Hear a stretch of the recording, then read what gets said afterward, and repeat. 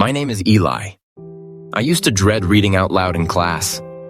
Every time the teacher called my name, my heart raced. I'd freeze. Once, when I stuttered over a word, a few kids laughed. That laugh stuck in my head like glue. It whispered, "You'll always mess up." So I stopped trying. Every day I had answers in my mind, but fear kept my hand down. I told myself, "Stay quiet. No one wants to hear you." Those thoughts felt so real. Then I met Ms. Jordan, my Resilient Stars coach. She said, "Eli, our thoughts aren't always the truth. Let's test them."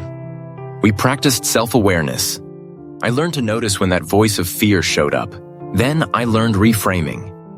Instead of saying, "I'll mess up," I told myself, "I can pause, breathe, and try again." We even played a game where I had to speak while holding a silly balloon. The goal wasn't perfection. It was progress. A few weeks later, I raised my hand in class for the first time in months. My voice shook, but I did it. No laughter this time, just smiles. Now when my old thoughts whisper, "You'll mess up," I smile and say, "Maybe, but I'll still speak up." That's how I found my voice again, with help from the Resilient Stars program. Resilient Stars program, empowering bravery to let your light shine.